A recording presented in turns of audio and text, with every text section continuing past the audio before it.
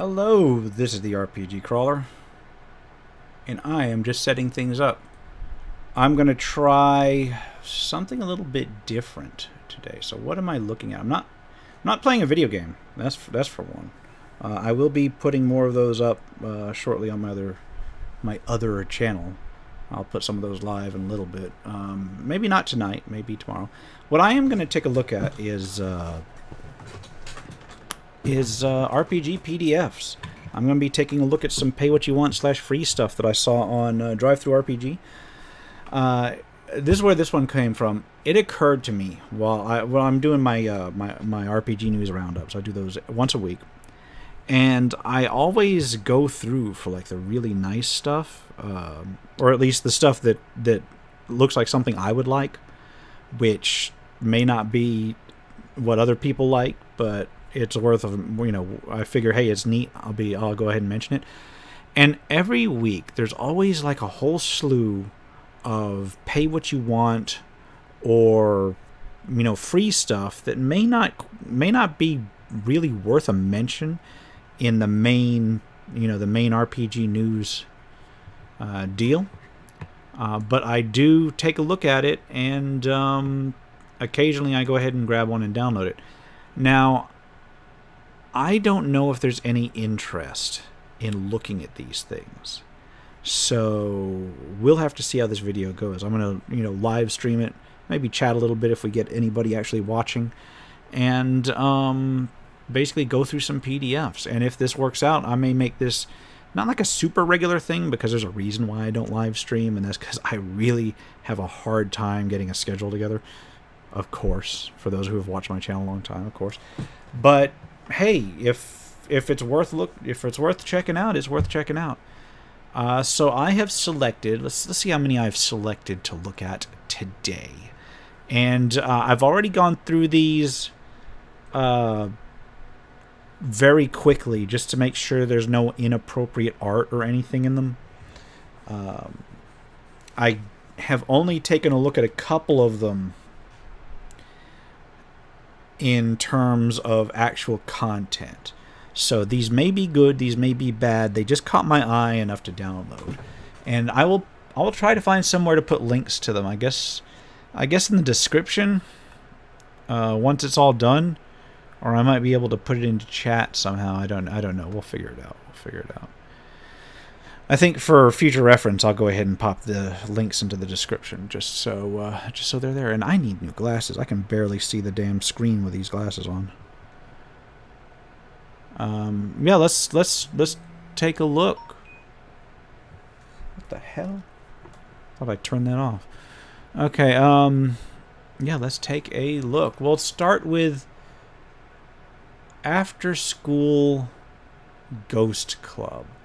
Now, first of all, I said I was going to see how many I selected. 1, 2, 3, 4, 5, 6, 9, 10, 11, 12, 13. So I've selected 13, but I'm probably not going to get to all of them. Or who knows, if people show up and they like it, maybe. But let's take a look at After School Ghost Club. Now, as you can see, it's very straightforward. I don't think there's even a cover.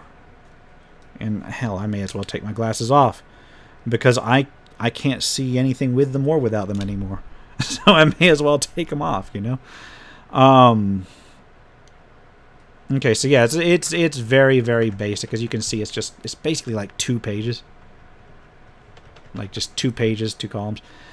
A mint tin game of horror survival for 1 to 2 players, designed by Noah Patterson. And I will put some sort of link in the description below, whatever, for this. Goal of the game: 1 blind player takes the role of a student, while the others take the role of ghosts.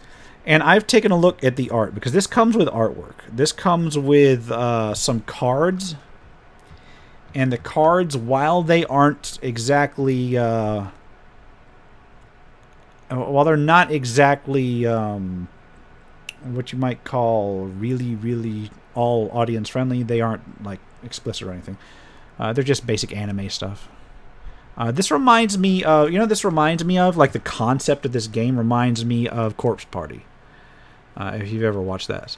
So basically, is this even a role-playing game? It looks like it's just a... No, this is just like a almost like a board game, really. So it's not really an RPG. So it's got cards. Cards represent characters, and it's got a very structured thing where you've got one player playing the student, and then the rest of them playing ghosts.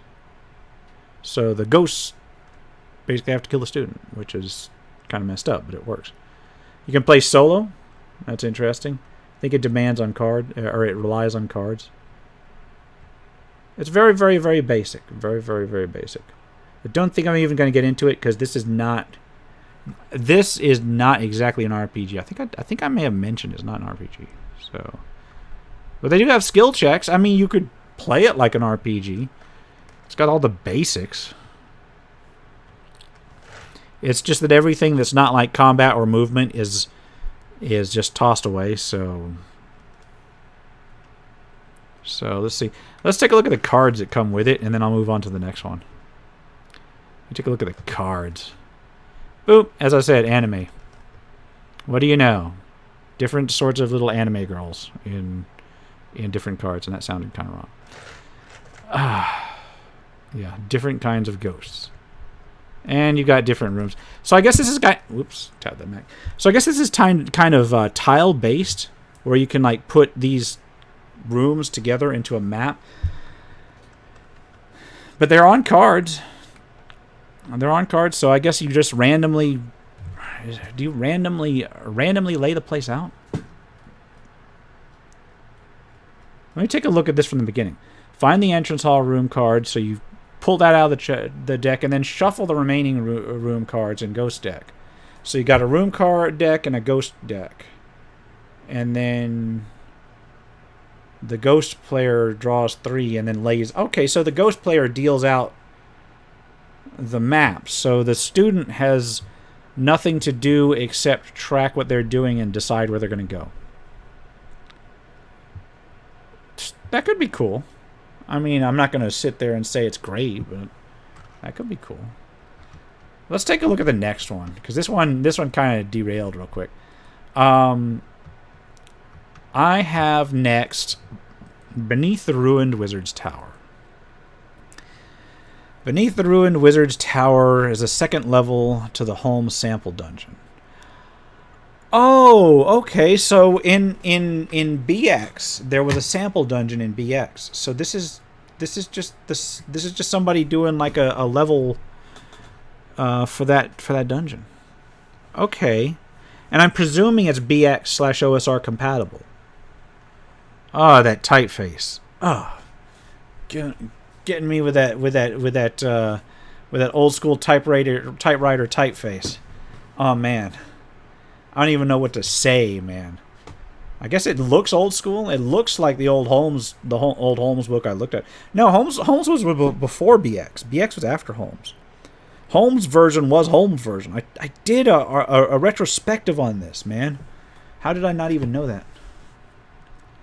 Yeah, man, printing out them solid black backgrounds and such, man. I don't know. That's why I've been asked to cover card games in the past, and I'm not a big fan of them because of the ink usage.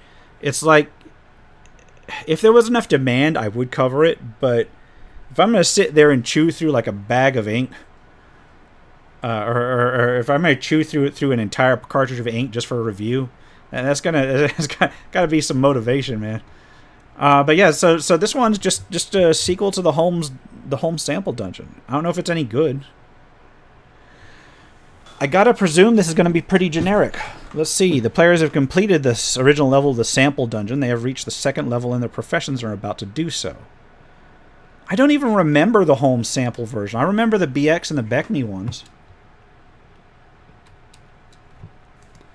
Let's take a look here, man. I'm going to pop the sample dungeon up on the other screen, and I'm going to do it on that way rather than popping up a TSR thing on my actual monitor just so that I don't pop that up on the actual monitor. Let me take a look at the original Holmes adventure, because I don't even remember that. And I've looked at it before. I've looked at it before. It's just It's just been so long. Don't worry, I'm not going to spend a lot of time on this. We got like what, 12 more of these to do, or 11 more of these to do. So let me take a look at this. I do like looking through the pay what you want in free stuff, just because it's, you know, it's free, and if you need, or relatively free, and if you need something really quick on the spot, it's always nice to do, and you never know, you find some really neat stuff that way sometimes. But let me take a look at the Old Holmes box set real quick. Or actually, let me crash my other computer that I was going to look that up on. You know what? Let's look at this one while my computer unfreezes. Town authorities have appointed a dingleman to guard the site of the... A dingleman or dungeon constable? I don't know about that.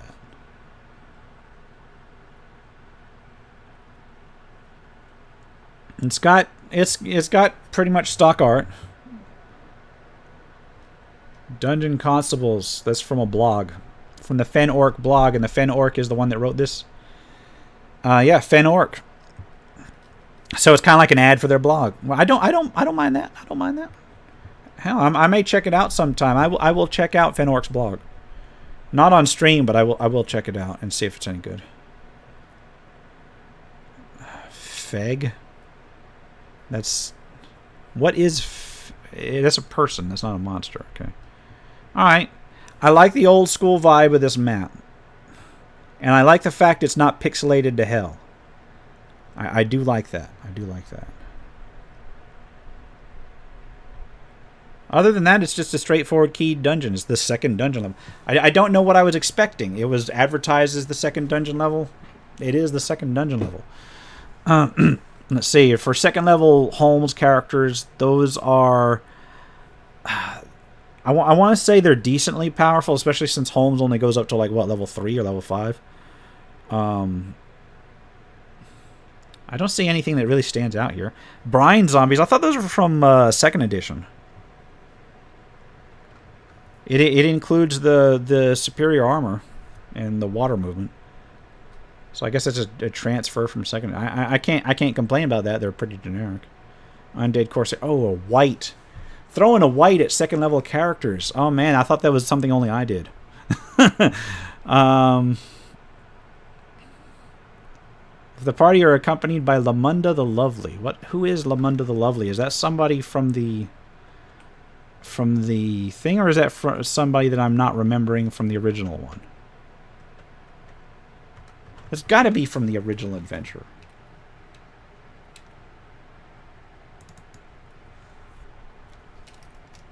What did they say what it was? Lamunda?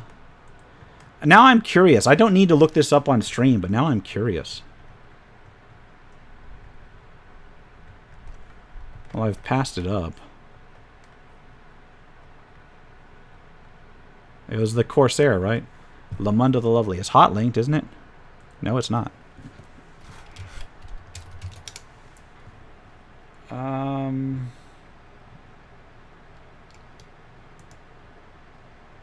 Yeah, Lamunda the Lovely is from the... Oh, okay, so that is a callback from the original. That's cool. All right. I like when they do that, when they like make a sequel, but then like they actually include stuff. Yeah, I love that. I love that you can like get the core of an RPG in, and some of them are really good, and I know a lot of people just skip over them. That's kind of why I wanted to take a look at this, because you can find some real hidden gems in there, and I think it's worth looking at, man. And even if they don't make a lot of money on it, at least, you know, at least it's out there so people can start using it. That's the important part for some. I know a lot of people control on just how much can you make off this RPG. Very few people are going to make any money off of RPGs. But having it out there is another thing entirely. All right, I'm going to move on. I think that's neat. I think this one's neat. Let's see. Does it have any special magic items? Caverns of Ghosts. Man, this looks like straight up creepy. This looks like something I would like to run. I'm not going to go into a lot of detail. It's got callbacks to the original. It maintains the original's art. I hate how fuzzy that comes out. It's got good solid NPCs. Is this a boss? Typo right there. Cultists. Yeah, I'm a stickler for typos. You can tell from some of my reviews. Yeah, so that's cool. That's cool. I may have to try to run... Oh, what's this? This is a puzzle.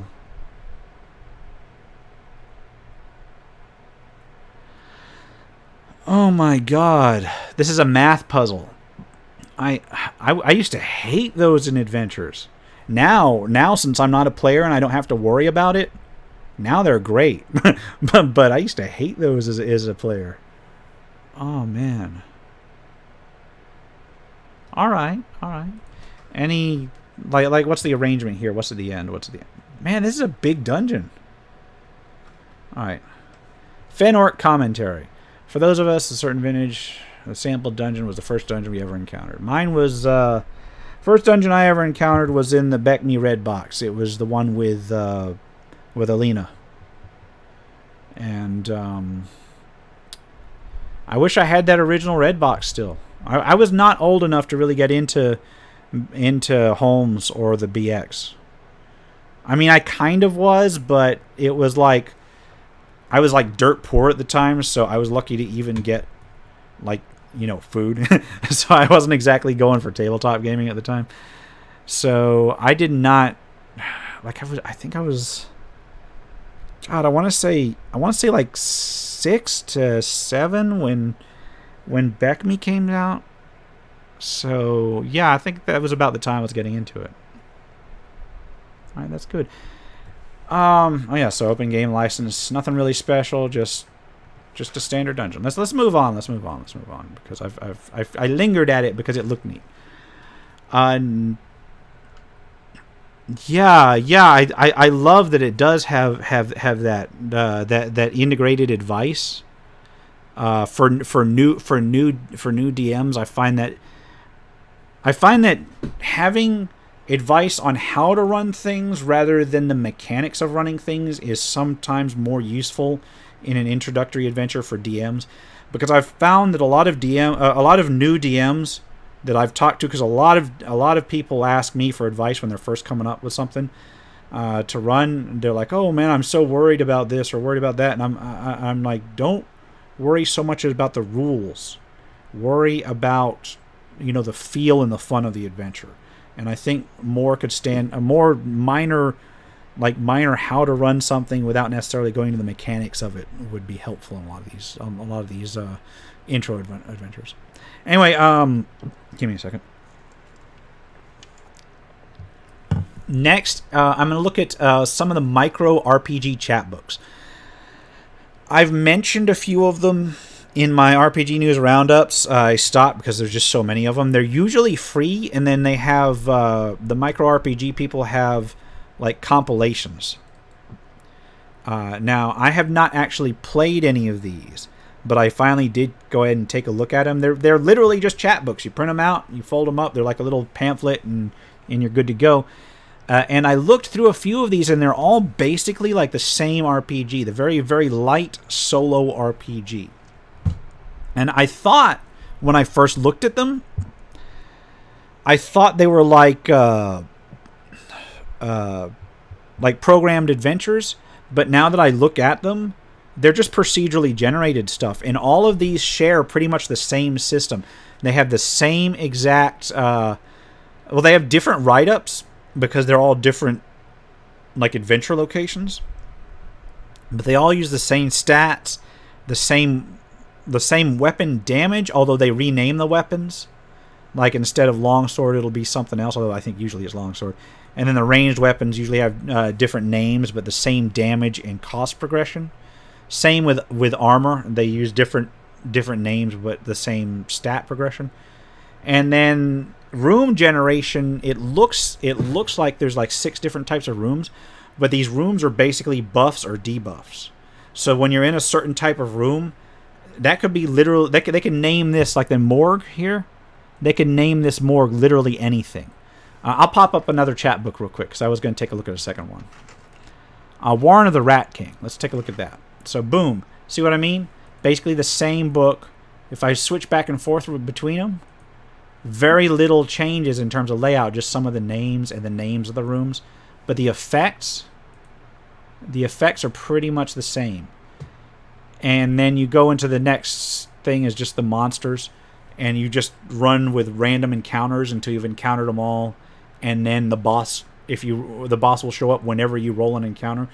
The only thing that this one does different in terms of that than I want to say 4 Against Darkness is that 4 Against Darkness gives you a lot more variation in terms of encounters. And these chat books are basically just stats using the same type of creature. They've abstracted everything out pretty much. Same treasure rules, same everything. It's just basically you go through random rooms until you fight the boss, and you fight the boss and you win, and you go back out. And it actually gives leveling up rules, so you can actually go through several of these chat books. But since they're all the same system, you're basically subbing out creatures. What I'm curious about is to whether or not they make like a secondary level of chat books. Noah Patterson again. Noah Patterson, isn't that the same person that came up with the After School Ghost Club one? Okay. So the only thing I could suggest is maybe like let me take a look at these. Like how 4 Against Darkness has like the 4 Against the Abyss, which is like the higher level one. These micro chat books need like some higher level ones. I think that would be nice. It would be like a good way to expansion, because right now there's like a dozen of these or something. I don't know. There's a lot of them. Maybe not a dozen, but there's a fair number of them, and they all have really nice settings, but they're basically the same creature. Let's see what's next on my list. Madislax. No, the Lavender Hack Tarantula Hawk Wasp. No, wait. Yeah, I'll do that, and then I'll get back to Crimson Dragon Slayer. Crimson Dragon Slayer is an interesting one. What did I say? Lavender Hawk Tarantula Hawk Wasp edition. I have no idea what this is. I looked at it. It's got like medieval style artwork, but it's a role-playing game. Grand Strategy Fantasy RPG. Rules for getting lost, going broke, losing friends, and making questionable assumptions about magic. I can't argue with that. This page intentionally left blank. Phil Lewis, design. You've got it's OGL. As I said, it's got kind of like almost like a, I don't want to say medieval because it's not really medieval. That's like, what is that? What time era is this? This like wood etchings. This artwork looks like. So this is a full role-playing game system right here. It is 99 pages. I'm not going to go through all of them. It's got core rules, retainers, exploration rules. You've got rules for the high sea. That's nice. And then dungeon exploration. I like how this one, like this game, instead of doing dungeons first and then wilderness second, like a lot of them do, this one does like wilderness first and then dungeons second. Because I'm presuming it's supposed to be more historically oriented. It's got integrated downtime. That's nice. That's something you don't see in some OSR stuff. I mean, they have rules for strongholds, but a lot of them don't have rules for downtime and such. I mean, this looks like real basic rules, but we'll see. So let me read the designer's notes. Phil Lewis wrote much of the text and designed a few of the new widgets, but most of the Lavender Hack is heavily inspired by other games. The biggest influences are White Hack, which I have not looked at, Black Hack, which I have, Mercadio Monster. This is like a list of stuff that I need to look into. I've heard of Fate Core, but I haven't looked at it yet. I've heard of Knave, but I haven't really looked into it yet. DCC RPG, I know. The One Ring, I know. I don't play it a lot, but I've looked at it. Ironsworn's a neat one. I need to look at Ironsworn sometime. I was taking a look at it the other day. I should probably hit it up for a review or something. Same with Torchbearer. I like Torchbearer, and Adventure Conqueror King. I'm gonna my next review. I should say my next review. My next review is going to be Chalt and Crimson Dragon Slayer D20 Revised. I've got Chalt up for my patrons already. I've got Crimson Dragon Slayer D20 revised in editing. I'll get it up tonight for my patrons, and then sometime, I want to say next week, I'll put that up. I need to do more role-playing game reviews, because as fun as just throwing up like video games and such is, I need to do more role-playing stuff. That's kind of why I'm doing this, is because there's so much stuff to cover that I would like to cover, and just I have not got any of it out. But the next one after Chalt I'm going to do is Adventure Conqueror King system, and I'm not going to do the whole system. I'm just going to do the core book. That's Adventure Conqueror King is like the best system that I never play. Yeah, I need to take a look at Fate Core. I've had that recommended to me like 3 or 4 times already. I've seen it, and it's just like it's just like I see it, and I'm like, oh, but I need to do this and this first. So it's definitely one on my to-do list. Old School Essentials I need to take a look at as well.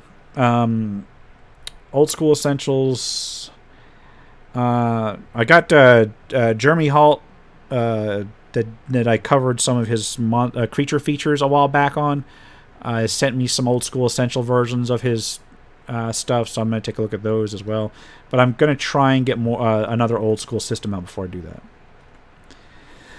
So what is this one supposed to be? The design goal is to hew close to BX. Interested in using hex crawl content, which explains why the wilderness stuff was up first. And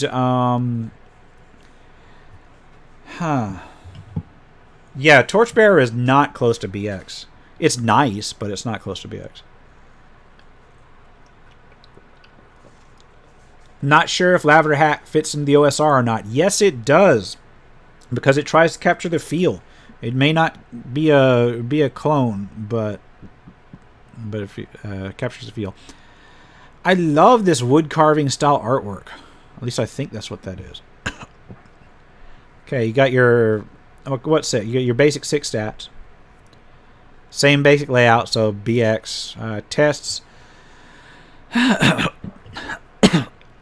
Excuse me.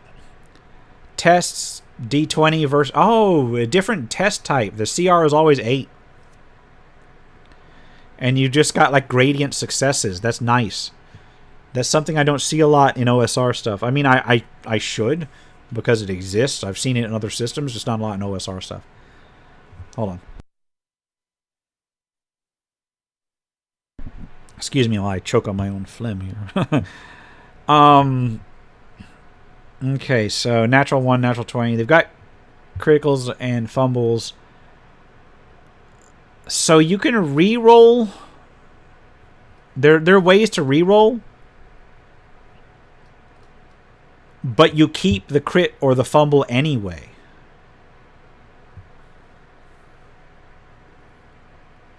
So it doesn't even matter if you re-roll. If you fail, you fail. If you crit, you crit. Or if you epically fail. Alright, saving throws. I need to get through this faster because I've got a lot of stuff to do. 8+ on saves, same as everything. You got narrative, but it's going all in on that strong success, weak success stuff. I don't mind that. I don't mind that at all. All this commentary, I feel like it's like almost half the book at this point. That's okay. That's okay, but maybe have like a version without the commentary. I like the commentary, don't get me wrong. Mini games, I call them metagame, not metagames. I call them subsystems. But yeah, mini games. Wilderness exploration, ocean exploration. Oh, there's court actions in here, so you can like go into royal courts. It's pretty. Oh, usage dice. Usage dice. That's a good concept. That's available in yeah, Powered by the Apocalypse. This guy uses a lot from that. I gotta admit, I'm not a huge fan of a lot of the Powered by Apocalypse stuff, and I'm probably gonna get me like, I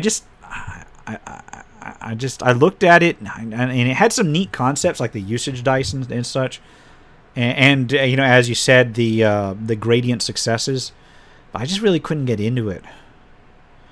And it and here's the thing: when it first came out, and you had a lot of games that were like, yeah, this uses the same engine as the Apocalypse engine or whatever. And then when they switched it to Powered by the Apocalypse, and that's like the name of the engine, so it just feels really awkward to say. So it's like, yes, this game uses the Powered by the Apocalypse engine. And I see that so many times in write-ups. It's like, not this game is powered by the Apocalypse, it says uses the Powered by the Apocalypse engine. And I don't know whether that's because of legal definitions or something, but it looks really awkward when I'm looking at stuff. Usage dice from Black Hack. I remember that because that's also in. I love these print books, but God, this one needs editing. Yeah, this one was suggested to me, Heroes and Monsters, by someone, and I really liked it. But yeah, this one used the Black Hack stuff. That's where that usage dice is from. Really nice. I should use it in more of my games. I never get to really run these OSR games more than once or twice. That's the only problem. There's only 3 character classes in Lavender Hack. There's Strong, Wise, and Deft. So basically your Warrior, your Scholar, and your Rogue. Yeah. They're from White Hack. Still haven't played White Hack. I probably should look at it. So much stuff to look through. Like a hit dice and hit points. You got... when a character would drop down below 0 hit points, they take a condition instead of losing hit points. That's like a wound kind of thing.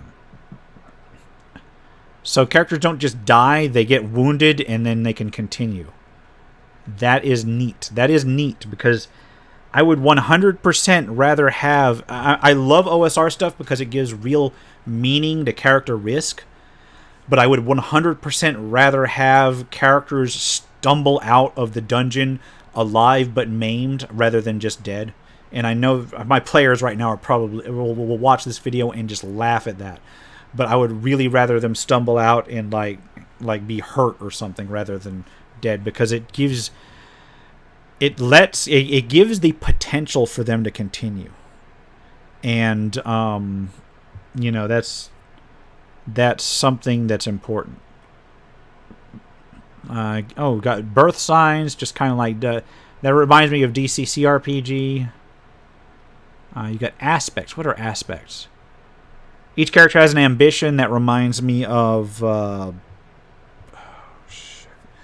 Warhammer Fantasy, kind of, almost, except not really. Probably, I probably just messed myself up. But aspects may add a relevant resource die for any test that relates to a character aspect. So aspects are given through, I guess, background and other things. All right. I'm invoking the Born Under aspect. Oh, aspect's just a trait of the character. Okay. Rolling with they got the advantage and disadvantage kind of thing, I believe. 3d6 for everything. That's okay. You roll for the birth sign, like in DCC RPG. You roll on the class background table, like in Warhammer and other games. Okay, that's cool. I'm not going to go through every class. I'm just going to look. Starting backgrounds. So you can be strong, and then somebody who's a horse trainer, and then anything pertaining to horses or whatever you would get advantage on. They got equipment packages just like in 5th edition and such. Various starting features. I could have seen. I've seen I've seen this almost exact same Mighty Thews thing in another OSR thing. And then you got advanced features every time the character... Oh, there's like kind of like feats. So you can specialize your character. Okay. I'm not going to go through all this. I got a caster. How does magic work in this? Spell memorization. See the spell section for more details. Start with one random spell. Oh, so it may be forgotten after it's cast. So it's similar to DCC RPG in that regard. So you basically cast a spell and then make a test. This is for the deft character. As I said, I'm not going to go through all this. I'm just looking through. So it uses abstract value rather than specific coins. I kind of like that. In my Conan RPG, in my Conan Modifius one, that's one thing I did like was that they did abstract the valuables out. I do like that. I like the fact that you have to appraise things in this. I've been trying to get away from like nothing but coin treasure. A lot of my games that I run, I just use coin treasure, and I always say I'm going to get away from it, and it always just gets put back in. It always just gets put back in. And I'm trying to get away from that because ideally, if you were a raider in one of these kind of medieval fantasy things, and you walk into a dungeon, you really want to look for more than coins. This one is called Lavender Hack Tarantula Hawk Wasp Edition. I will try to put the links in. You know what? I'm gonna give me a second, real quick, because what I'm gonna do is I'm gonna fire up the control room real quick, and I will put links to what I've looked at so far, and then I will put them in the description. So for those in chat, the first one I looked up was After School Curse Club, and the link here is this. And then the second one I looked at was Beneath the Ruined Wizard's Tower, which was the sequel to the Holmes stuff. And that link is this. And I'm probably going to mess myself up by putting these links in here, but whatever. The Micro Chatbook RPG, I'm just going to link one of them, because you can look at the rest through the same site. And as for this one right here, the Lavender Hack Tarantula Wasp Edition, it's an OSR. It's an OSR thing inspired by like Black Hack and other things. So it's one of those free/pay what you want things. So there you go. I've dropped links in the chat so you can take a look at them if all goes well. And it just uses drivethrurpg. I would make them I would make them affiliate links, except that they're all free or pay what you want. So hey, if you decide you like it and you want to support their the creator, then good thing. Most common adventuring gear is abstracted into the gear die. So see that's something I've seen before as well. I think it may be in Black Hack as well. Might have been something else, but you basically have gear, and then if you want it, you basically roll to see if you have it. And then each one that you have also has like usage dice once you determine whether you have it or not. I don't know if I like that. I like that if I'm running like a dungeon or an adventure and it's something where the characters, like it's a one-shot thing and everybody had to make characters that night and they go forward, then I'm okay with it. But if it's like a long-term campaign dungeon where characters are constantly going back to town and coming back out, I prefer set gear.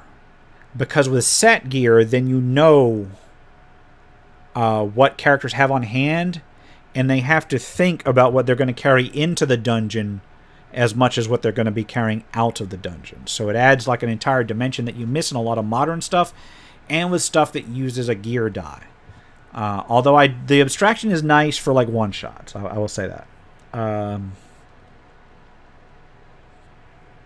Yeah, and they basically they step down just like anything else. Food and light, same way. Again, I don't really know if I like that long term. Fellowship is a resource. It's how well the group's getting. So they like. I'm sorry. This is. I'm trying to figure this out. It works just like the other saves. Like, so it's got dice that go down as you use them. So you can start. This seems like it takes player agency away. it's like I want to say I want to say I really like the fellowship mechanic because I really like Darkest Dungeon, and the best thing about Darkest Dungeon, I think, is when everybody's at each other's throats and you just want to get out of the dungeon and just abandon your quest. And this kind of like this kind of does that. I really like it, but at the same time, it takes too much player agency away. I would rather my players hate each other for actual in character reasons. I don't know if any of you have been watching my Tomb of Annihilations game, but yeah, I would genuinely rather my players hate each other in character and out of character for real reasons. No, but seriously, I kind of like that, but I also kind of don't. A lot of things with this one are like mixed bags. Weapons have a damage die, which is good because a lot of these move the damage dice to classes, and I can see why. But I also like having weapons have some differentiation. I like how you've got traits so that you can only use certain weapons in certain ways. I'm going real quick through this. I don't want to spend all my time on this because I've got other stuff to look at. Weapon qualities. I like those. I like those when I was looking at the Modifius 2D20 system. I did like that. There's a lot of stuff in Modifius 2D20 I don't like, but that is one that I do like. Got ocean transport because it does rely on exploration. Loans, yes. So you can. Whoops, my bad. Let me roll back up. You can take out a loan. Oh man. Excuse me. I'm kind of got sinus issues. A loan. What do you do? What do you do when your first level characters decide to take loans out and then all immediately die? I don't think that would be a very good bank. If I was a bank loaning to adventurers, I'd always make sure that they had at least one adventure under their belt first. Retainers. I like retainers. They abstract them out to different types. Now, they do have hit points, and they may not be outfitted with different gear. So if you hire an archer, they always have that same gear. So they kind of split the difference because I've seen some systems where they legitimately just completely abstract. Four Against Darkness I think does this. Where you can they just abstract out a retainer or a hireling to just being like a bonus. This one does let them be their own characters, except they're also kind of just a bonus because you can't change them up. It's not too bad. Not too bad. Different types of retainers. That's cool. Exploration and travel rules. Travel rules by day. I'm not going to get into this. Different roles during exploration. Okay.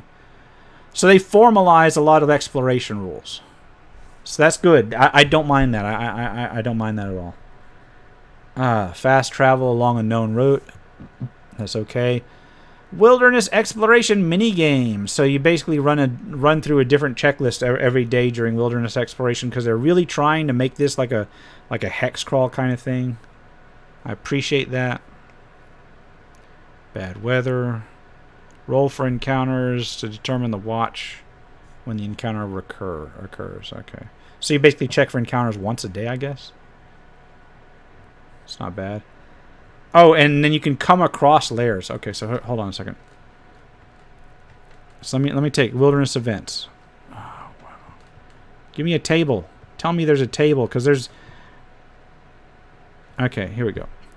Found a lair, encounters table. There's bad weather, there's an encounter. Potential discord. And so that basically means that your people may get into a fight. And then the spotlight player confronts their ambition on a fumble. So that can pretty much break up a party during exploration if you're not careful. Okay. Alright, so regrouping lets you recover and heal. And fix up gear die. That's good. That's good. Let's skip to... Let's see, High Seas. Got the same sort of roll system on High Seas. I like that. I'm going to stop here for a second and just mention that all of these different rules in this one, they're all internally cohesive, and I very much appreciate that. I love a system that looks that you can guess other rules by looking at past rules. I like that system with internal consistency. Give me a second.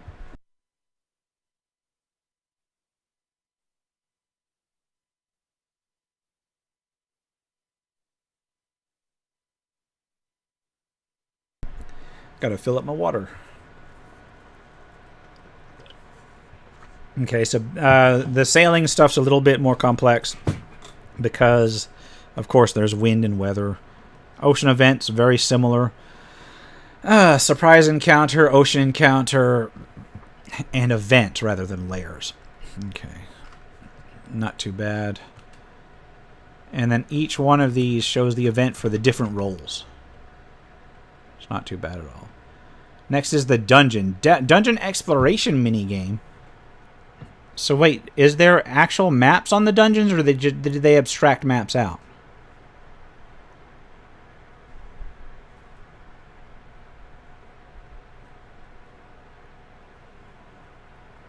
Okay, so you do kind of map them out,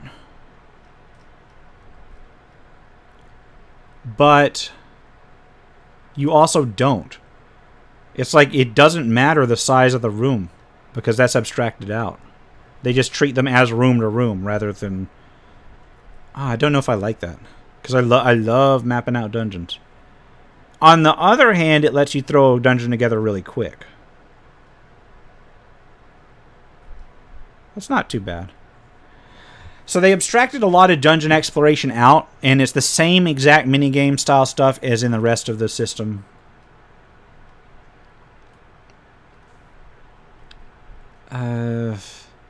I don't know. I feel like the dungeon crawl stuff. You know, I feel like I was knifed in the back by the dungeon crawl stuff being the same as the rest of the stuff, but I don't know why I was expecting anything else. Encounter minigame. Get to either communicate, see the creature's reaction. Same sort of test, whether it's critical, strong, or weak. Exact same test on everything. I can't complain about that. Movement's abstracted out into just 3 movement speeds. Fast, standard, or slow. So you don't have to worry about that. Combat is just a melee attack. Okay.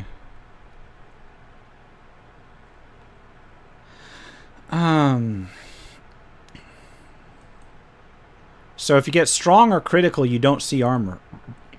But if you get just a normal success, then you get armor taken off your account attack. Alright.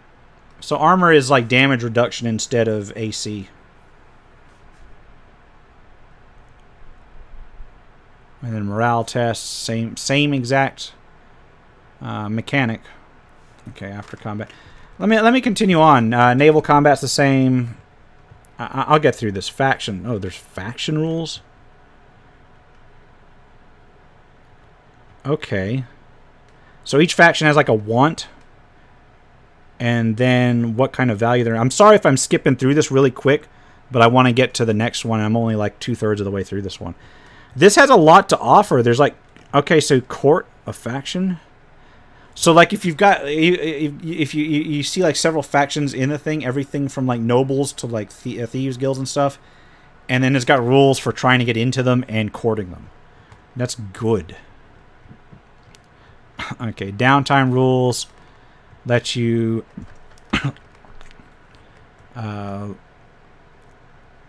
why, they define town wealth, which implies that you can adjust the wealth of the town that you're in by your actions. So, without like DM fiat or whatever, there are rules in here for adjusting your town's wealth. I think that's a little bit impressive. As well as the inflation. I suppose... Yeah. You if you sell too much... If you sell too much really nice stuff in one town, then all of a sudden inflation kicks in. That's not how inflation works. But I guess we'll leave it at that. Leveling up procedure, training. So you not only have to gather experience and resources, but you also have to train. And you can fail at the training. No, you can't. You can't fail. Okay, thank God. I was worried about that. Oh my God, can you imagine that? Not only having like a roll to advance mechanic, but having one you have to qualify for. Okay, recovering from conditions, it takes a long time. Got crafting rules, and a lot of this I'm just skipping through because it's almost the exact same mechanic every single time. Carousing rules, getting hirelings, that's cool. Cost of living, upkeep. And they abstracted it out. Let's see, spells. What kind of spells they got? They don't have that many spells. They've only got like 14 spells. And they're not divided up by level. So you've got all kinds of spells all thrown together. And they're all look at these spell lists. These are all really, really not flashy except for a couple of them. These are all real subtle type spells.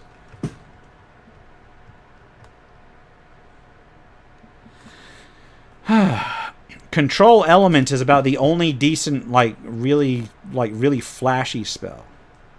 And even that, it looks like it requires an existing source of that element. All right. So let's get through here. Custom spell templates, that's nice. Magic items.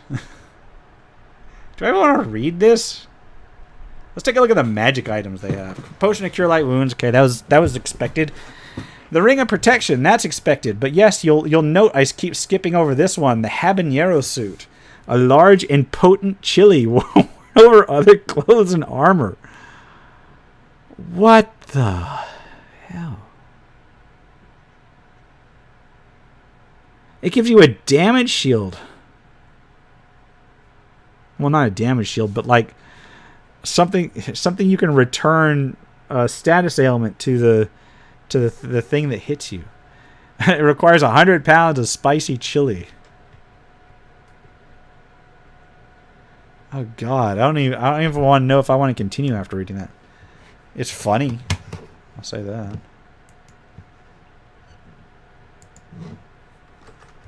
Give me a sec. I gotta take a look at something. All right. Yeah, let's move on, man. Let's take a look at the bestiary real quick. The creatures, they just got the one line of text. That's good. Centipedes, of course, have that special bonus. This is all very basic and old school. I like that. Tarantula, hawk, wasp, and dire.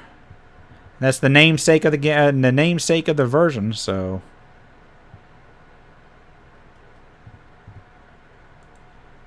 okay. Well, we'll get out of this. Let me take a look. There's just more creatures. It's got a lot of decent creatures from all over. That is enough to play a game with. And then OGL. All right. That was Lavender Hack. It looks neat. I'm not sure if I would play it, but it looks neat. It's got some interesting ideas in it.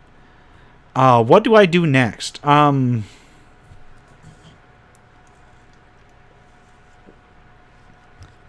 me take a look at what I want to look at next. I got CDS. I'll talk about CDS at the end. Crimson Dragon Slayer. That is Vengar Satanas' system. It's not really a system. It's kind of like a hack that can work with other systems. Anyway, let me look at the next one. Madislack's Mad Meetings. I don't even know what this is. A new subclass options. New subclass options for the first. So this is 5th edition. I just realized something. I didn't look through this one for inappropriate art. Do I continue? Yeah, I'm going to continue. Roll for Tarask. Alright. So this is just 5th edition stuff. College of Sorrow. It's a bard that makes you sad. Disheartening strings. I actually don't mind that idea. Just play like emo the bard. Okay, what's next? Way of Unity.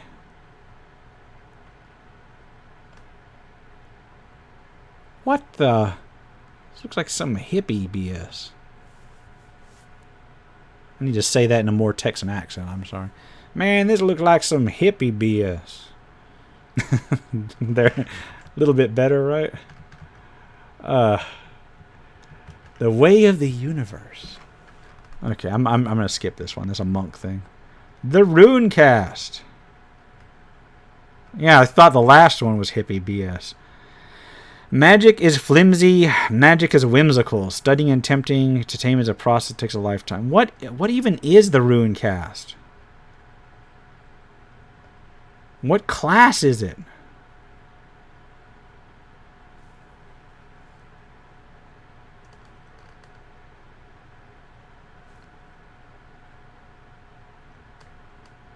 I don't even see what class that's supposed to go on.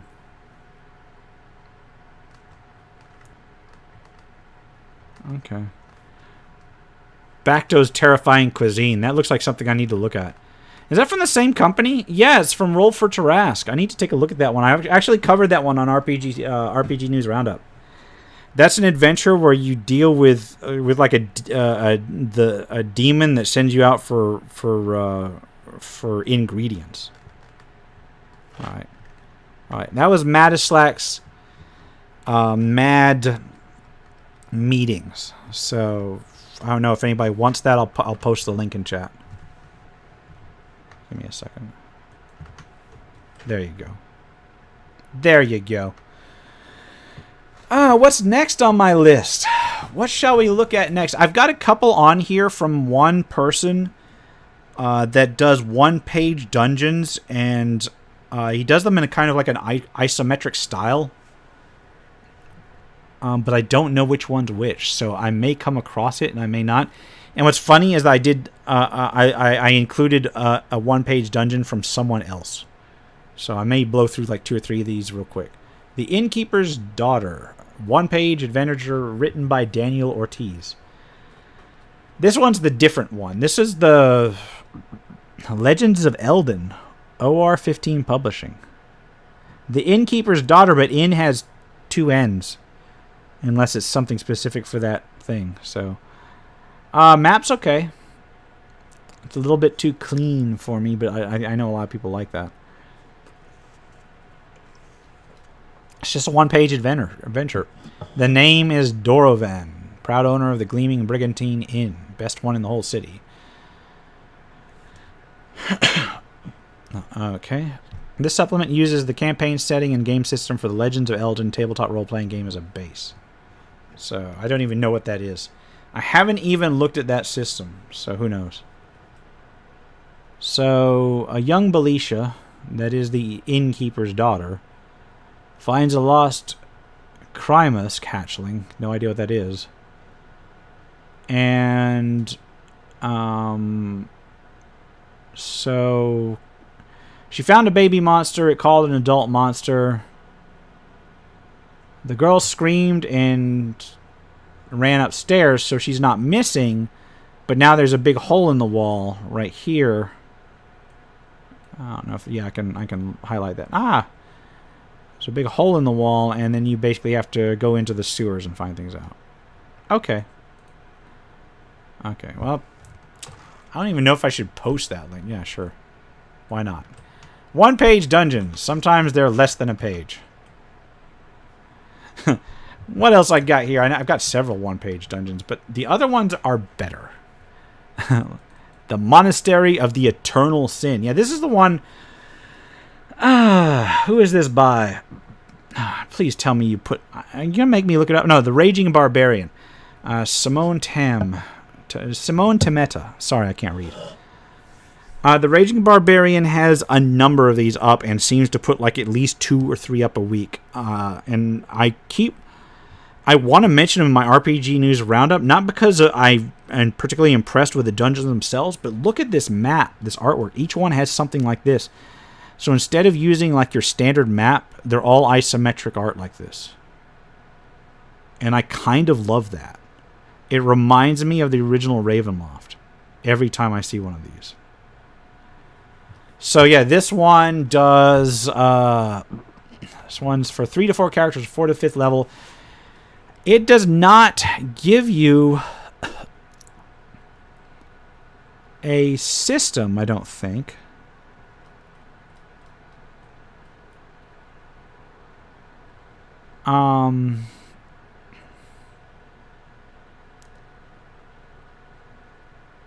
But it looks like an OSR system. I don't know what system this is for.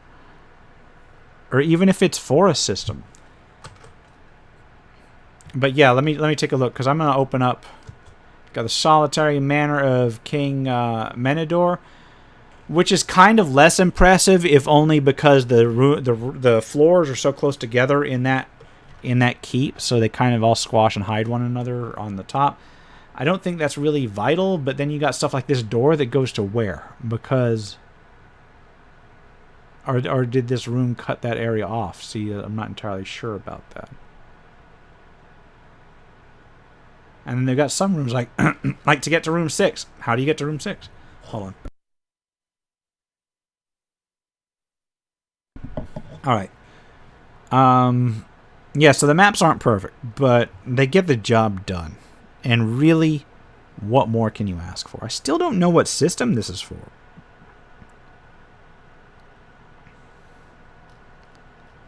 Let me look one of these up. I'll throw the monastery one on. Although let's see if I can't find another one from him. Okay, the Tower of the Hanged Man. It's not a very big tower. It's got a tower there, but you don't see the interior. I presume it's just a staircase leading upward. Yeah, these are all very basic one-page dungeons. So you get through those real quick. Let me see what system they're for real quick. It says Dungeon Crawl Classics or other OSR games.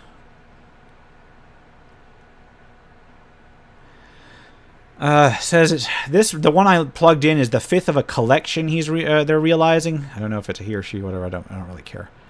Yeah, and you can't make the assumption anymore. Or people come after you, and I'm not into having that conversation right now. But yeah, there's an entire collection of these, and I'm like kind of in love with the isometric view of these.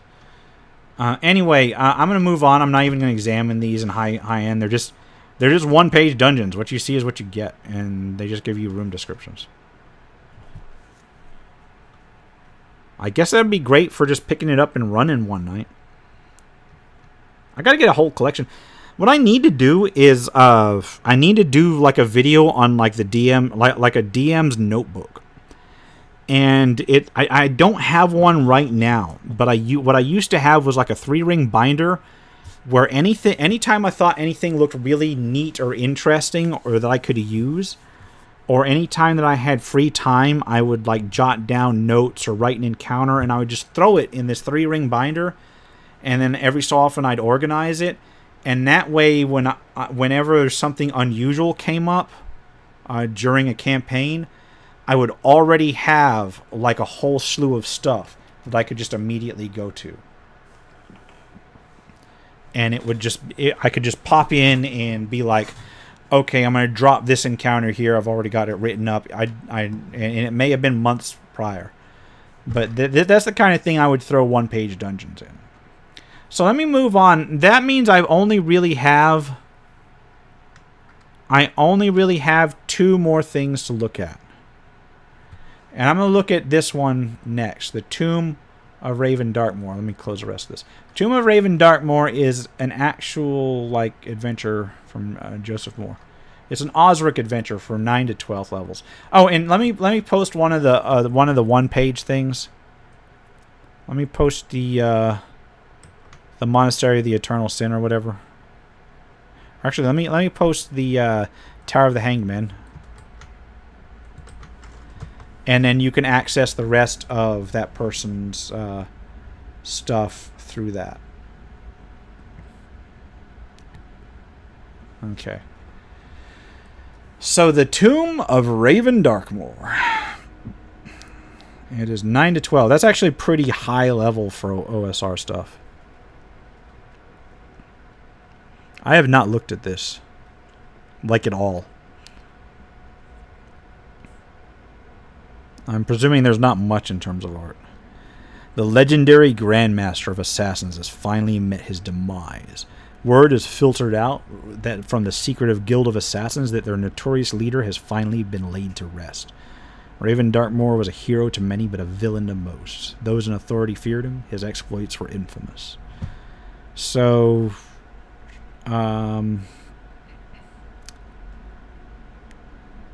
so I guess if I remember this one, I think I remember this one. So these thieves find this where the Grandmaster of Assassins was buried, and one of them comes up and offers to show you the place for a cut of the loot, and then other things happen, and I haven't looked at it beyond that. So, spoilers if you want to play this one. He knows that Raven Darkmoor once possessed a magical dagger called Ruin, and he intends to steal it once the party has come into possession of it. So it's a double cross. It's a high-end double cross at that. So there's going to be some people hitting the floor here. Spencer Poole. As a leader of the two thieves, he took point and checked the doors to the hill carefully, but despite his efforts, he failed to find the trigger and was killed by a rock slide. He must not have been that great a thief. So you got random encounters on the way. These are very, very basic for a party that level. Think about 6 to 10 people at 9 to 12th level. Yeah, you're just going to walk right through most of this stuff. This is mostly just to flesh things out. Although they do have a nice no leader. Ouch, that sword. They armed a gnoll with a magical sword +2, +1, +3 versus lawful creatures. Oh man, that's gonna wreck most parties. I mean, even at that level.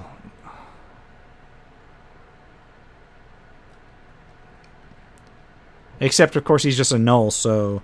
How many hit dice does he have? Hold on. And I'm like super interested. I'm fixating on this one creature. 3 hit dice. Yeah, so he's gonna like just evaporate under most parties of that condition, that level. Random encounters in the tomb. 1 in 4 chance every other turn. That's pretty hefty. And these creatures are no joke. A pack of displacer beasts. A bunch of gas spores. Oh, there's gas spores are like in 3 things here. Same with Assassin Patrol.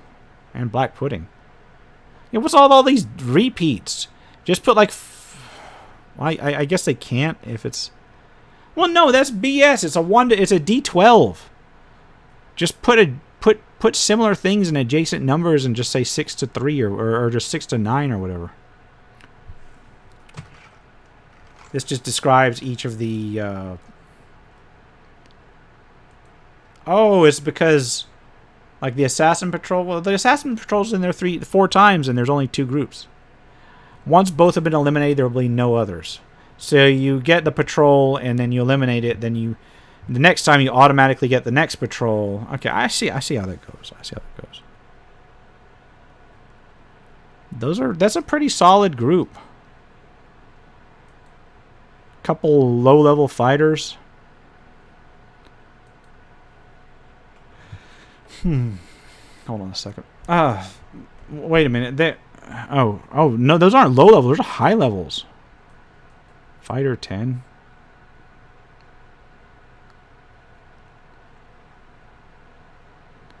And these are 10th level things. That's a full 10th level party. With Hellhounds and Familiar. Man, okay, so that all of a sudden it went from stuff you can just roll over to something that's probably going to impact you. Of course, now you're in the dungeon, so I guess that matters. Displacer Beast pack. You get 5 Displacer Beasts. I almost never use displacer beasts. So I used them in one of the patron games the other day. And they didn't know what it was. Because I've almost never used them. And they mowed through them because they're at high level at this point. But, yeah, displacer beasts. The tomb no longer has 2 doors. The northern door was crushed, so you got 1 door in, 1 door out. And this is just the dungeon. Got your doorway. Now, let me take a look at the map. They got a map in here? What page is this? 11? Where's the map? Give me a second. Yeah, there's so many rooms in here. Wait, what? Hold on. Hiding in the shadows are several of Raven Darkmoor's assassins. Raven Darkmoor was supposed to be dead, but he's not. Spoiler, of course. Oh, man. So he's, like, hiding in there. Hold on.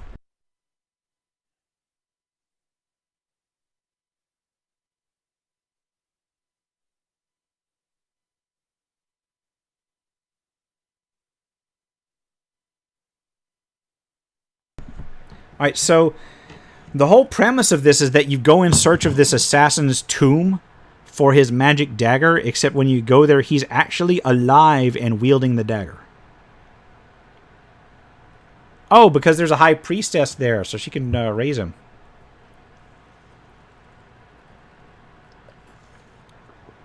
Okay.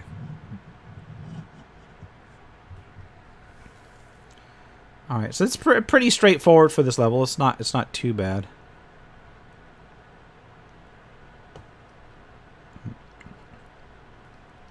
It's not too bad. So where's the tomb? This looks like a Dyson Logos map, but is it? The Tomb of Raven Darkmoor. All right, and then your OSR stuff. Yeah, it's not a big dungeon. Whoops. For that many pages, it's a surprisingly small dungeon. There's 23 rooms, but I use the word room loosely. You've got like 1 in a corridor and a bunch of little rooms, but they're all off the big room. So you've basically got what, 1, 2, 3, 4, like 4 or 5 rooms with like closets off the side. Who did the map?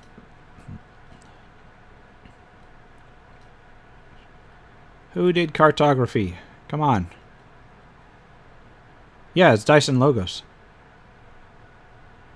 Now I'm curious to see whether or not that was like one of the stock maps or whether that was done specifically for this one. I love those maps, by the way. He does great maps. I wish I could do maps half that well. Anyway, that was the Tomb of Raven Darkmoor. I'm going to pop that link in there.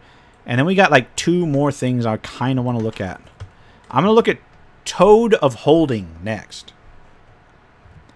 Toad of Holding. A short treatise on the Aryan toad as monster, wallet, and gate. It's going to be one of those. Okay. Alright. I'm in. Let's see what this is. So I was thinking about the bag of holding as a way to sidestep or at least trivialize the trouble of having to choose between what to keep and what to leave behind, which only is a problem if you actually don't follow like the description of the bag of holding, because the bag of holding doesn't hold everything, it just holds a lot. But what if the bag in question was a grumpy, demanding toad? So this is a mini zine, and I want to say that I saw this during one of those Zine Quest things, but I don't know for sure, so I can't confirm that. So they go into the species of this toad. Monster or dungeon entrance. Elder toad of holding. So this toad has an entire dungeon in their gut. If you cover yourself in appropriate food for an ennui haunted ancient amphibian, You will be promptly swallowed and transported to the shore of the acid sea and the tongue of lands.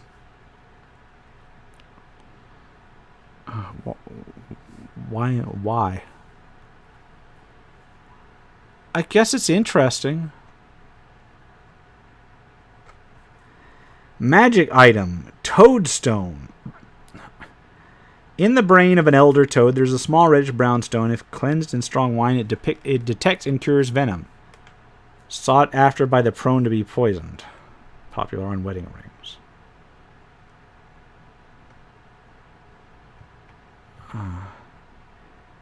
I think I feel myself dying a little. I mean, I guess it's okay. The quarry, it's got a little map with a big toad stuck in it. They have defiled Dyson Logos' map with a stock picture of a toad. Is that toad to scale? That's what I want to know. Okay. Magic item, Egg of Stashing. Sword Swallower's Delight. Size of an ostrich. Translucent with crimson yolk. Eating allows you to stash an item no wider than your outstretched jaws in an extra spatial pseudo-stomach for 24 hours. I feel like Jiraiya should be, like, pulling something like that out. Well, I mean, you know, if he were still alive. Juvenile toad of... A juvenile toad of... Is that just a toad you stuff things into?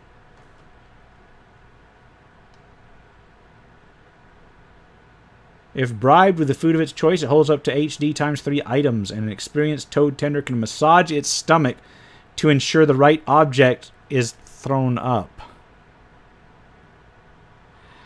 I feel like I would give this to my party just to be kind of an a-hole. I mean, there's other ways I can be a-holes to my party, as they can well attest. But I feel like giving them a toad of holding as their only means of carrying items might be cool. Toad tender, that's a class. Okay, so it's basically a cleric with a toad of holding instead of spells. And toad-themed rumors. Toads and tenders. All right, so that was the Toad of Holding zine, and I cannot fault them. I cannot fault them for going off topic because they did not. I wish they had, but they did not. There's the link to that if you're interested. So what does that leave me with right now? That leaves me with Crimson Dragon Slayer 1.11, which is not the latest one and is not the D20 version. Oh shit, hold on.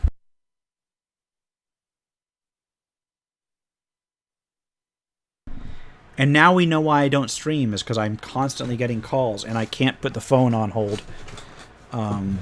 Actually, I can now because I've got secondary people that can look after emergencies. I should put the phone on hold. No. Tell you what. I'm not going to mess with that anymore. Let's go into the last one. This is the last PDF that I'm looking for today. And it is Crimson Dragon Slayer 1 Hour Game Edition. It is an 11-page long system that uses D6s. Now, I have not looked at this particular version. I have looked at the Crimson Dragon Slayer D20 version, which functions off of the D20 system, in fact, any D20 system, and is available for free, and I will get the video for that up tonight for my patrons, and then next week it'll be...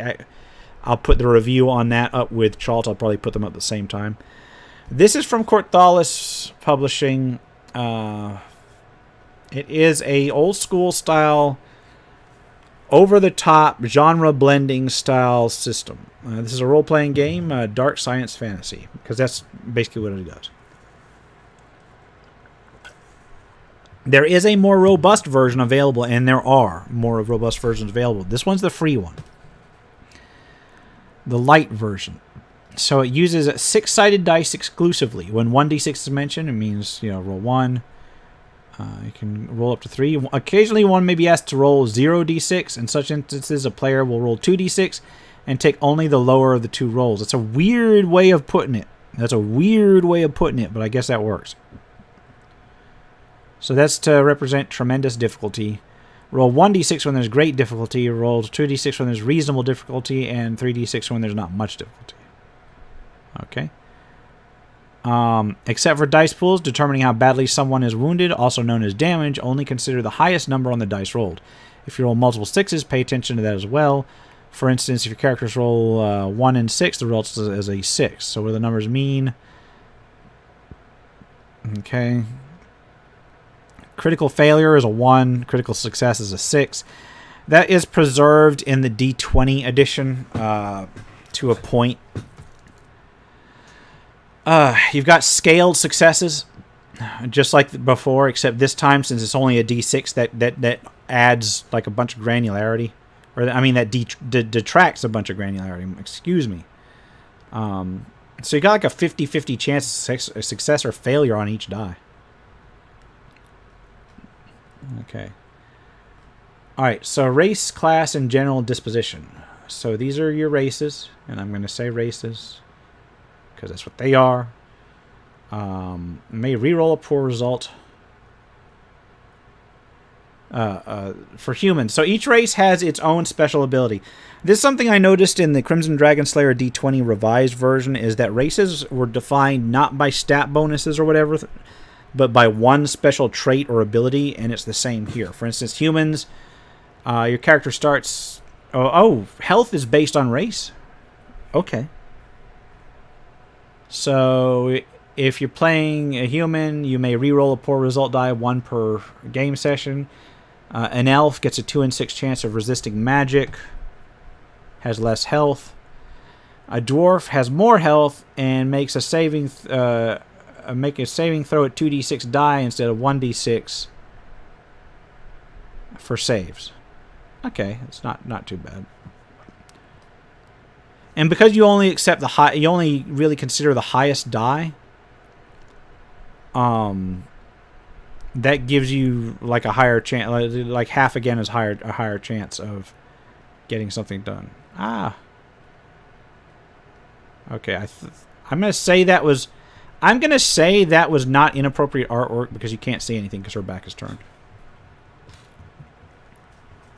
That's very old school artwork though. Got a big demon and then this warrior chick. Alright, class benefits. Warriors get gear. Okay. Warriors do 3d6 on warrior stuff and 1d6 on other stuff. Okay. Magic users get 3d6 at magic stuff, 1d6 at everything else. No, 1d6 at stabbing a foe in combat. So warriors only get the 1d6 on picking a lock or knowing knowing lore. That sounds like clerical lore. Archbishop. So that sounds like clerical lore. That's one way to put it. So warriors. So it basically puts each class in opposition with other classes. Warriors are great fighters, and poor thieves and clerics. Wizards are good casters, very poor fighters. And I guess that's balanced out because you do a lot of fighting. You do a lot more fighting than you do thief skills. Wizards begin the game with only their wizard robes, and thieves. They get thief stuff, pretty typical, pickpocket, disarm trap, etc. 3d6 on those, 1d6 on magic user stuff. And then finally, clerics. Alright, clerics get...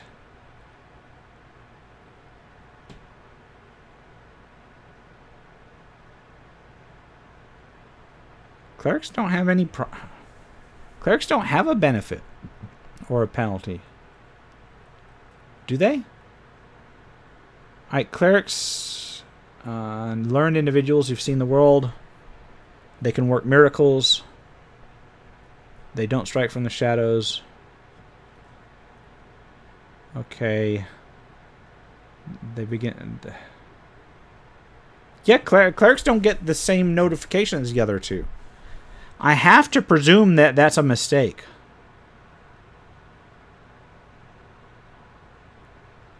General disposition, so the disposition is, instead of alignment, you get disposition.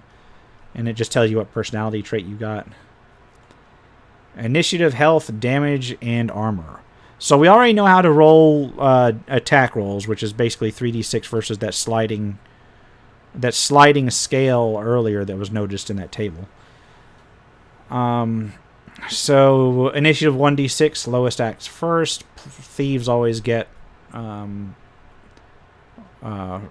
roll 1d3s instead of 1d6s. Health 0 is considered unconscious. Character isn't dead until his health falls below the negative number of his current level. So if you're level 1 and you get to negative, it falls below. So if you're level 1, you can go to negative 1, but as soon as you go to negative 2, you're dead. Health can be regained by either natural or supernatural means. 1 per hour. So that's actually slower than the Crimson Dragon Slayer D20.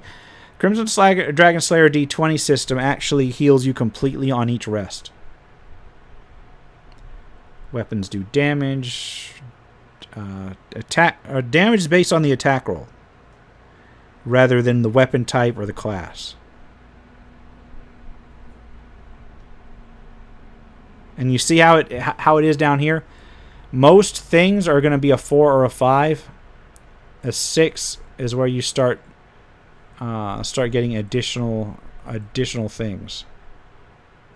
6 means that you've rolled 2 dice, or you rolled 2 or more dice and got at least 2 6s. So it's not too bad.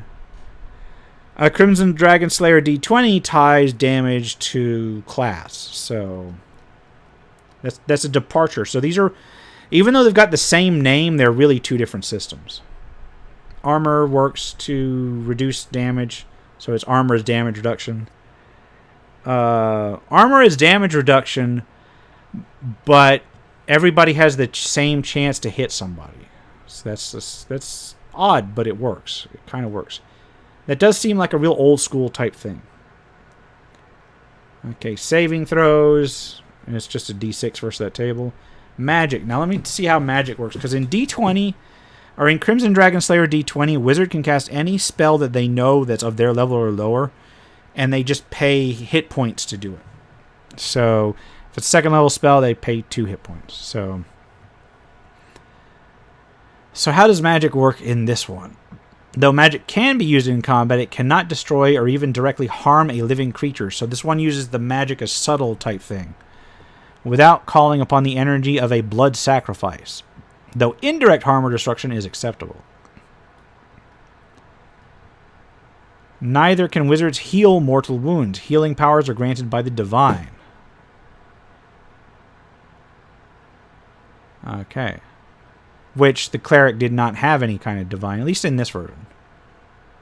In Crimson Dragon Slayer D20, they got a heal at will kind of thing. It's really, really powerful, but in that one, I guess it's really, really required.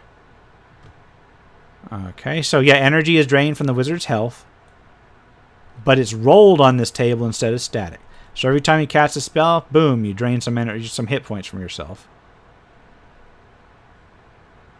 It gives you limits on whether if it's like offensive and destructive, you have to cast it through an item.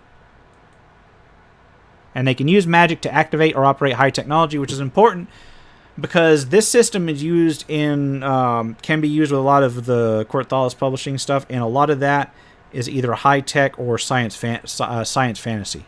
So it's got a mix of genres. Here we go. Here's the cleric stuff. They channel the will of the gods. Once per day, these adventuring priests may attempt to strike down demons, undead, etc. That is a change from the other version, which they can do it like at will, pretty much. And then healing, which is simply stated. There's no rules given. It just says, besides that, there is healing. In fact, most of what clerics do is heal themselves, their companions, and fallen citizens of the realm. How? Is that listed somewhere? Let's take a look at advancement. After every game session, characters progress to the next level, so it uses kind of like a milestone thing, except you don't actually have to reach milestones, you just have to survive an adventure. No, a session, not just the adventurer. Okay. Health is the only mechanical feature of your character that is automatically improved upon gaining a level. Everything else must be dealt with as it happens within the game world, which is an idea that I like. But where is the healing thing? Let me take a look. Alright. Okay, supernatural means... Again, it doesn't tell you about the supernatural means, so it's like... I guess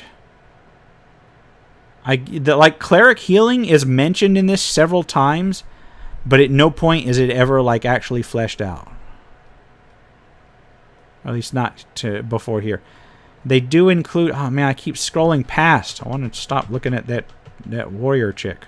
Actually, I don't. I kind of do, but let's stick to this. Zakar Abbey. Nice cartography.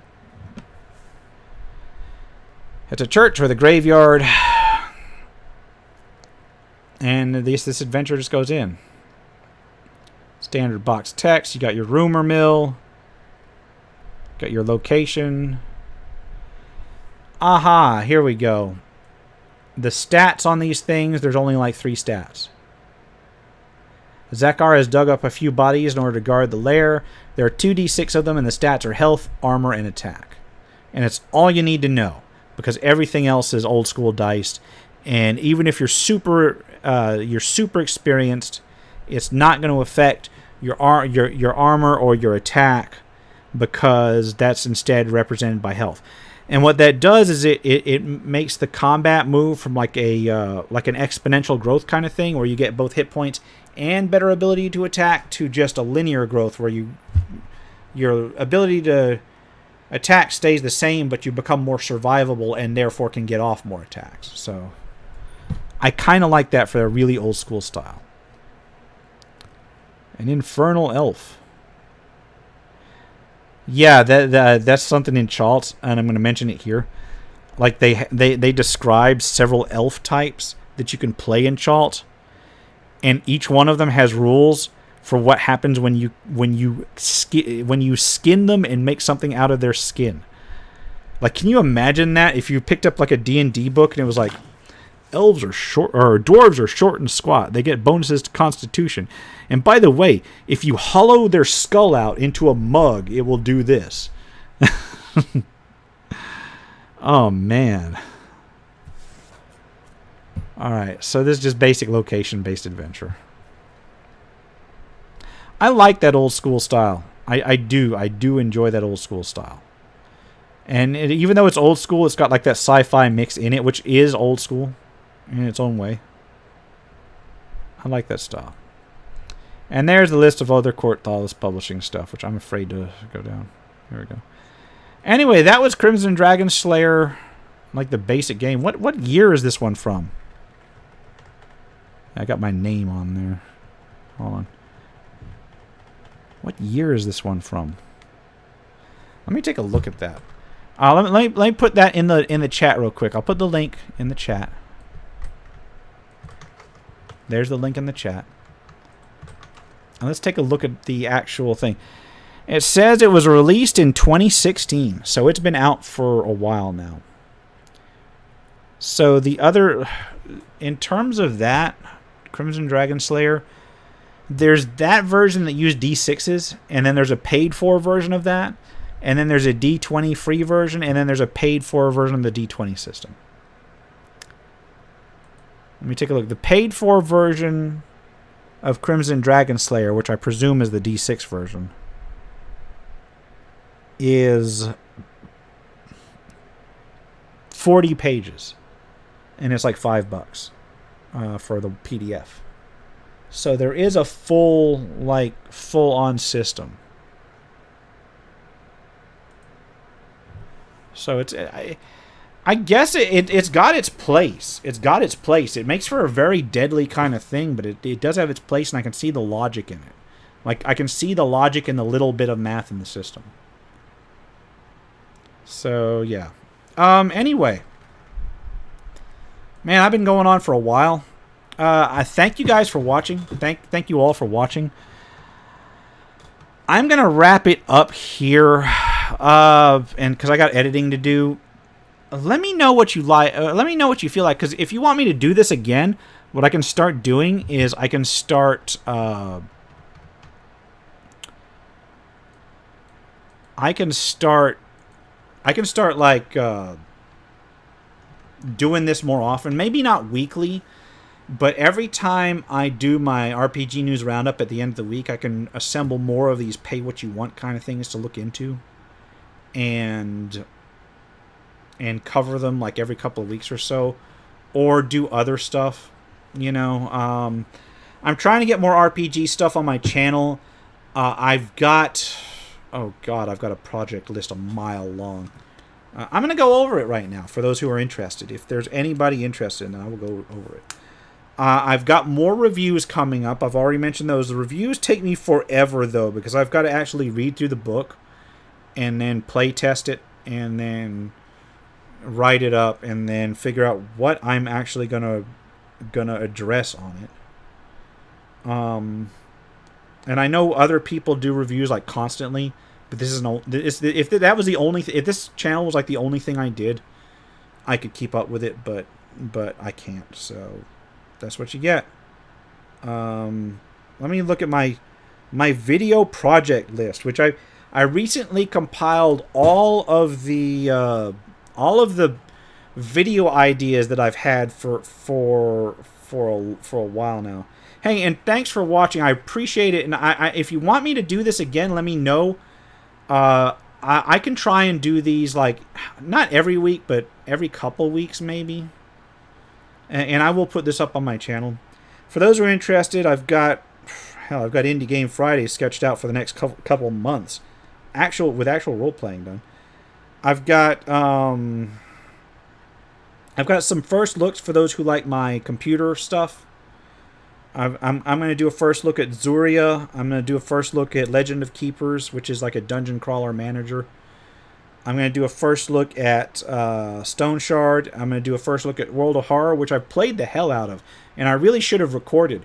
But it was like I didn't feel like it. I didn't feel like recording it. I'm sorry, man. I really should have. It's a nice game. I'll do like a first look of Rustler and Keeper RL as well. In terms of reviews coming up, I said I've got Chalt. I'm going to try and do... I will try and do Fate Core at some point, as well as Ironsworn. But next up is going to be Adventure Conqueror King. And then at some point, I'm also going to do Castles and Crusades. And Maximum Mayhem Dungeons sent me a bunch of PDFs to review, like in the middle of last year. And I reviewed one of them, I think, and I haven't touched the rest. I'm going to look on their site to see if they're still in business anymore. And if they are, I'll go ahead and review that. I dropped the ball on that one. In terms of long-form reviews for, like, large companies, or not large companies, but, you know, like larger publishing companies, I'm going to try and do a review of King Arthur Pendragon and Paladin, and I'm not sure how I'm going to review King Arthur Pendragon, because it's like, how does somebody like me, just a dude on the internet, review what is essentially a masterpiece? I'll try. I will try to do a review of some older games, like, or maybe some like older and then newer versions of some games. Like I may do like old versions of Shadowrun and then the newer ones, and then old versions of Warhammer and then the newer ones. I should probably put some reviews up for other large stuff, but that'll happen when it happens. I'm also going to cover the Goodman Games stuff when it comes out. I think Castle Amber is the next one. No. Lost City is the next one. So they're doing a 5th edition conversion of Lost City. It should be out either later this month or early next month. And I will try to get that. And because I don't pre-order this stuff, that means that it's going to be going to be later than some other people get it up, but I will do a version of that.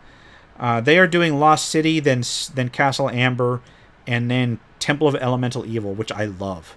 So I will be covering those when they come out. And it's all 5th edition stuff. And I closed my list. Hold on a second. Other stuff I have up is, Tabletops and Taverns. Oh my god. Yeah, I used to have this series called Tabletops and Taverns. And it was me talking about RPG-related things. And people liked it. And I said, oh, I'm going to do like an entire thing on OSR games. And that was like, what, 4 years ago now? Okay, so what I'm going to do with the OSR stuff, what I'm going to do with the Tabletops and Taverns stuff, I've been scripting Tabletops and Taverns Series 3. I decided not to go with the OSR thing. I've got like 14 potential... No, I've got like... That's way more than 14. I've got like almost 2 seasons worth of Tabletops and Taverns stuff that I've been in the process of taking notes on and scripting. I will do those. I'm not going to make a guarantee because the last 3 times I made guarantees, they didn't pan out, but they're now on the production schedule, so they will be out at some point. So that series is coming back. And I took the OSR stuff, and I'm going to make it a separate series. And what I'm going to be doing is I'm going to try and get better production value on it than just me talking in front of a camera. So if that works out, expect, like, so you want to run an OSR game and then playing in an OSR game as 2 different series. And I'll put them up similarly to how I put up my D&D retrospective from years ago, where there's going to be like a video up when I get around to it. But those will be going up as their own separate thing. I got more RPG story time, and in truth, I've got like 7 of those. I haven't posted one of those in a while. That one is a little different. That one is easier for me to record because it is just me telling a story to a camera. So as soon as I get a couple hours to sit down and record those, I will. One of the reasons I haven't been doing those is because I've only got so many interesting stories to tell. And while I have made more, while I have experienced more stories lately with my patron games and my Tuesday game, and now I'm starting up another Mega Dungeon style game. Yeah, like my old school style stories, like war stories from back in the day, a lot of them are not that interesting, I got to admit. So I really have to scrape the bottom of the barrel for those, and I don't want to run out of them. So otherwise, I would put one of those up a week. And I think that's about it in terms of RPG stuff. I've got an idea somebody suggested to me to do one time, and this is one of my patrons suggested me to do, is like a dungeon doctor kind of thing where I take questions from viewers about adventures and then like go in at length on them in a video. I might do that. It's on the planning stage. I may do that, or I may, instead of that, what I may do is just do like a deep dive of one particular part of an old school dungeon and ways that you can implement it in different things to consider with them. And I'm talking about like really basic stuff like floors or doors or whatever, and then just do like a real deep dive of what you can do about a particular door, what you can make it out of, like the impact they have on like a combat, the impact they have on exploration, things like that. But that's in the distant planning stages. Don't expect to see that in the next couple of months. Do expect to see some more RPG story time, and do expect me to come up with more reviews, because I've got to pick up the review game. And if you and I know you guys watching were interested in this because you're still watching. For those who watch this later, if you want to see more of this pay what you want and free RPG stuff, let me know in the comments, and I'll see what I can do in coming weeks. For now, this has been the RPG Crawler. Thanks for watching. Until next time, take care and goodbye.